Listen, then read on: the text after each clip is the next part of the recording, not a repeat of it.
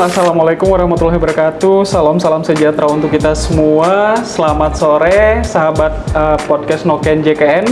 Hari ini ketemu lagi untuk podcast di edisi ke-10 ya. Ya, kemarin kita sudah bersama juga narasumbernya itu bersama Pak Teguh juga ya sebagai Asisten Deputi Kepesertaan dan Mutu Layanan di Kedeputian Wilayah 12. Pak Teguh, izin hari ini kita mau menjawab pertanyaan terkait dengan pelayanan kepesertaan juga Pak. Jadi mungkin pertanyaannya sudah kita rekap ya Pak. Jadi untuk temanya kali ini adalah FAQ Nokeners, yaitu Frequently Asked Question. Jadi kalau kamu bertanya, Nokeners menjawab. Oke, siap. Pak. Kita mulai ya Pak, atau mau perkenalan dulu lagi Pak? Boleh, cukup Mas Abil. Sudah cukup. Baik, kita lanjut di pertanyaan yang pertama ya. Ini ada peserta JKN yang bertanya Pak, kalau BPJS nonaktif apa bisa diaktifkan kembali? Silakan Pak. Baik Mas Abdil, terima kasih ya untuk netizen yang menanyakan kalau kartu saya nonaktif apakah bisa diaktifkan kembali? Bisa dan sangat mudah. Kenapa seperti itu Mas Abdil?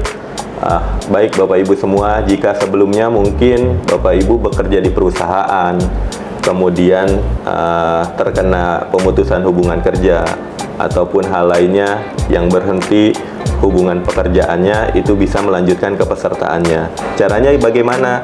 Caranya cukup bisa melalui Pandawa, melalui WA Pandawa di BPJS Kesehatan. Nomor WA-nya melalui di sini ya. Oke, nanti kita tampilkan di sini. Baik, kemudian juga melalui aplikasi Mobile JKN. Silahkan unduh aplikasi Mobile JKN. Nah, itu Bapak Ibu semua. Jadi sangat mudah sekali. Kemudian mungkin yang sebelumnya didaftarkan oleh pemerintah, baik pemerintah daerah ataupun pemerintah pusat, karena satu dan lain hal terjadi penonaktifan, itu juga sama caranya tadi.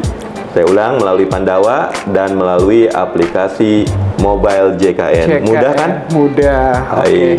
Baik, sudah jelas ya. Berarti kalau untuk yang pertanyaan kalau BPJS nonaktif apakah bisa diaktifkan kembali? Jawabannya adalah bisa. Oke, kita lanjut ke pertanyaan selanjutnya Pak. Bagaimana cara untuk cek tunggakan tagihan iuran Pak? Baik, terima kasih Bapak Ibu semua. Kalau mengecek tunggakan iuran, artinya Bapak Ibu yang rutin membayar bulanan ya. Kalau Bapak Ibu bekerja di perusahaan, itu melalui perusahaan.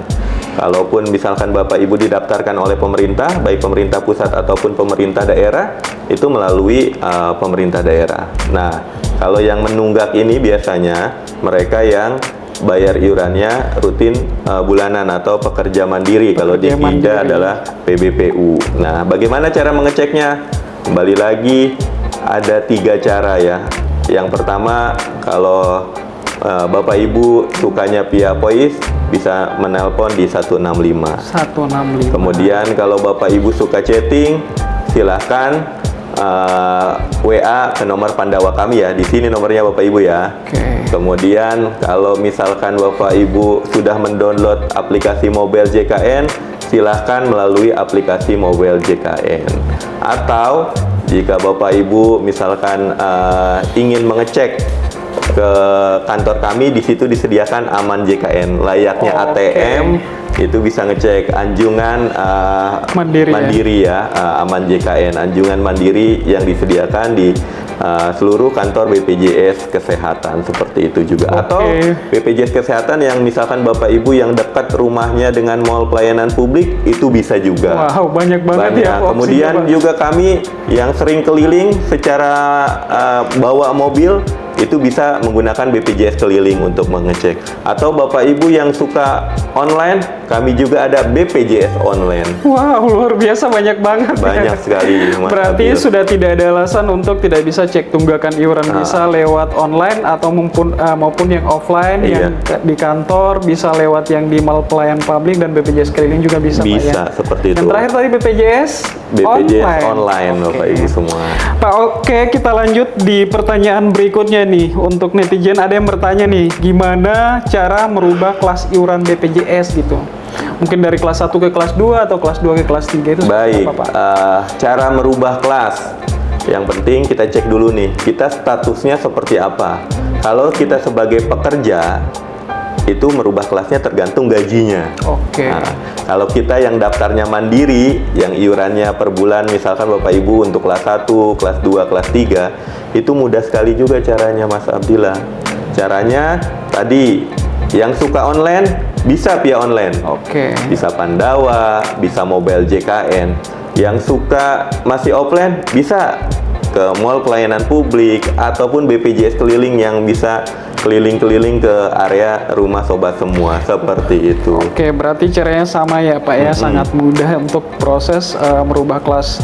Tapi yang paling cepat tadi lewat mobile JKN Pak ya. Iya. Jadi kalau misalkan dia merubah, misalkan di tanggal sekarang, misalnya tanggal di atas tanggal 10 itu Pak, itu mulai merubah di kelas yang nanti mereka pilih itu per tanggal berapa Pak? Baik, terima kasih. Kalau kita ngerubahnya di tanggal 10, itu baru efektif di tanggal 1 bulan berikutnya. Seperti itu Mas Abdillah. Kalau kita ngerubah di tanggal 15, itu berubahnya di tanggal 1 bulan berikutnya. Berarti semuanya berpatokan di bulan berikutnya. Iya, tanggal 1 bulan berikutnya setelah melakukan pembayaran iuran. Oke, baik Sobat Noken JKN, kita lanjut untuk pertanyaan berikutnya. Kayaknya banyak pertanyaan nih Pak. Siap. Ada 3 halaman Pak. Baik, terima kasih. Jadi Bapak jangan capek-capek ya Pak. Nanti kalau haus diminum dulu Pak. Ya, baik. Saya minum dulu Mas Abdil. Iya, tapi baik, itu nggak ada terima kasih. Oh ya, siap Mas Abdil. Nanti kita siapkan kopi. Nanti ada sponsor dari kopi teman. Oke, baik, selanjutnya pertanyaan dari netizen nih Pak. Jika bayar tagihan BPJS Kesehatan untuk 6 bulan sekaligus itu apakah bisa dikarenakan 1 bulan itu selalu lupa gitu Pak? Apakah bisa Pak? Baik, terima kasih ya. Memang peserta JKN ini Bapak Ibu skema gotong royong ya, makanya harus bayar rutin. Nah, kalau misalkan kita ada rejeki ingin bayar 6 bulan, 12 bulan, itu bisa. Nah, ketika melakukan pembayaran, kalau misalkan via ATM ataupun via perbankan, itu dituliskan tinggal misalkan kalau pingin 6 bulan, pilih jumlah bulan yang dibayarkannya 6. Kalau mau 12, bisa 12 juga. Mungkin sekarang ada yang lebih praktis, lebih simpel lagi, Bapak Ibu bisa melakukan auto debit. Nah, dengan auto debit, Bapak Ibu tidak akan lupa, tidak akan khawatir, itu akan dipotong. Yang terpenting, saldonya tersedia ya Mas Abdil? Iya, seperti itu. Baik, sudah jelas berarti ya. Untuk jawabannya bisa mau dibayarkan berapa bulan pun bisa. Kemudian lebih mudah itu lebih bagus mendaftarkan auto debit. Iya. Oke, kita lanjut ke pertanyaan selanjutnya Pak. Apakah bisa bayi yang baru lahir didaftarkan ke BPJS dari pemerintah? Misalkan orang tuanya itu terdaftar sebagai penerima bantuan iuran dari PBI APBN Pak. Kalau bisa bagaimana caranya? Baik, kalau untuk bayi yang baru dilahirkan itu bisa Mas Abdil didaftarkan, itu langsung aktif, ditanggung oleh pemerintah, tapi dengan catatan nanti selama periode 3 bulan itu harus ngurus administrasi kependudukannya.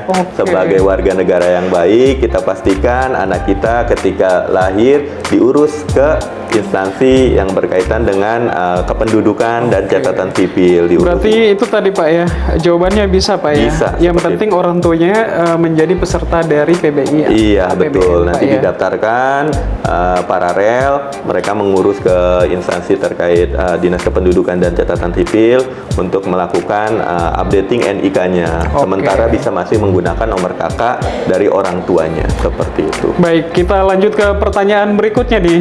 Banyak sekali. Baik. Kenapa kalau suami istri kerja dua-duanya itu kepotong iuran BPJS?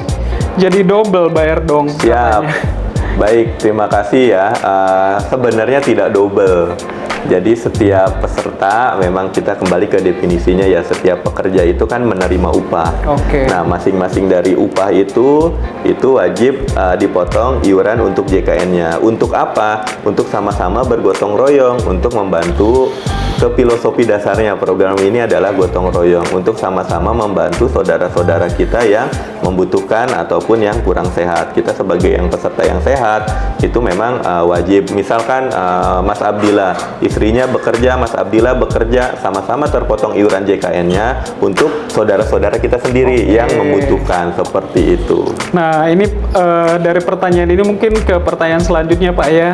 Misalkan dua-duanya bekerja nih, kalau untuk misalkan kita punya punya anak atau istrinya tadi itu ngikut kelasnya itu seperti apa, Pak? Baik, itu bisa mengikut kelas yang tertinggi. Misalkan Mas Abdillah kelasnya kelas 1, sedangkan istri kelasnya kelas 2. Tapi ketika sakit, istri pun bisa ngikut kelas yang Mas Abdillah yang kelas 1. Yang penting nanti dilaporkan ke perusahaannya, nanti mekanisme administrasi kepesertaan BPJS yang akan mengklik and klopkan datanya sehingga datanya bisa kelas 1. Begitu juga ketika Mas Abdillah putra atau putrinya lahiran, itu bisa ngikut ke kelas Mas Abdillah yang lebih tinggi. Berarti itu kalau misalnya di rumah sakit itu udah kebaca ya? Udah otomatis di sistem. Yang penting dilaporkan ke bagian kepegawaian di masing-masing instansi, baik instansi pemerintah ataupun instansi swasta.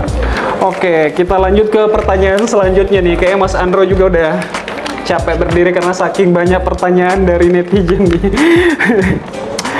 Min, saya baru nikah, terus istri saya BPJS nunggak 2 tahun. Apa harus dilunasin dulu ya nunggak biar aktif lagi, Pak, katanya? Baik, kalau peserta itu menunggak, kita memang maksimal di 24 bulan ya, plus 1 bulan berjalan.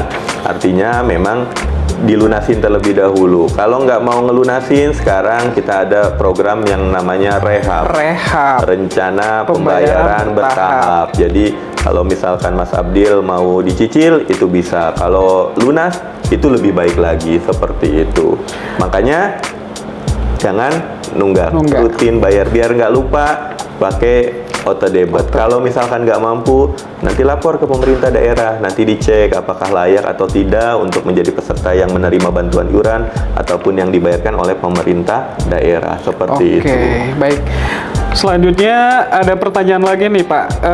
Min, saya terdaftar BPJS PBI, Pak. Tapi setelah dicek statusnya tidak aktif. Mau mengaktifkannya itu kemana, Pak? Baik, terima kasih ya banyak ya, khususnya kita di tanah Papua ini sebelumnya didaftarkan oleh pemerintah pusat melalui penerima bantuan iuran jaminan kesehatan atau PBIJK ternyata nonaktif.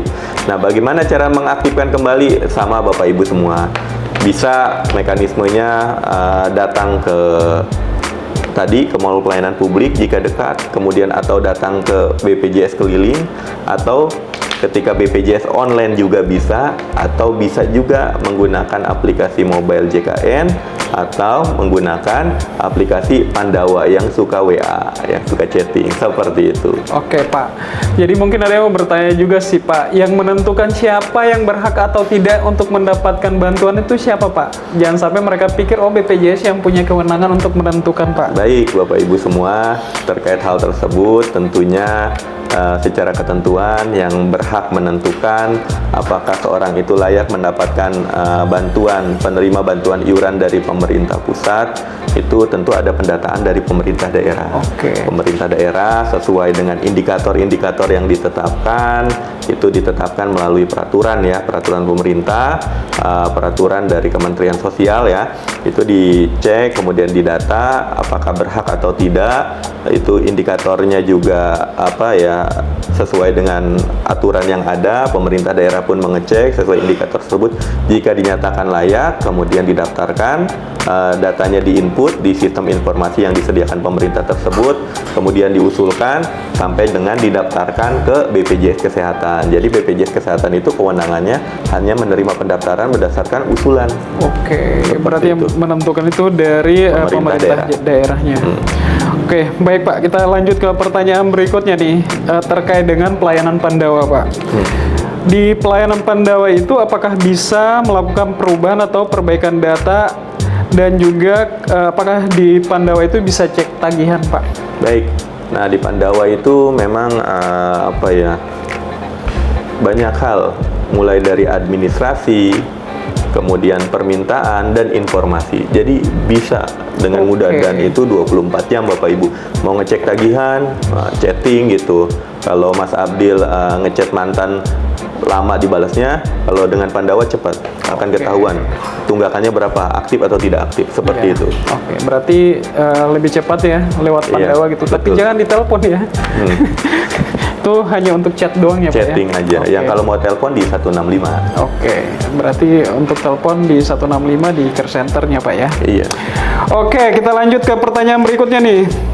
Min mau tanya, apa bisa urus BPJS di kota yang tidak sama dengan KTP-nya? Misalkan saya nih dari Buton, Pak. Iya. Saya di Papua kerja. Apakah misalkan saya pengen daftar BPJS di sini itu bisa nggak, Pak? Bisa. BPJS Kesehatan aksesnya nasional. Dari misalkan Mas Abdi di Buton, dari Sulawesi, kerja di Jayapura, ngurusnya di Jayapura, bisa. Misalkan Mas Abdil kebetulan lagi dinasnya di Jakarta, pengen ngurus di Jakarta, bisa.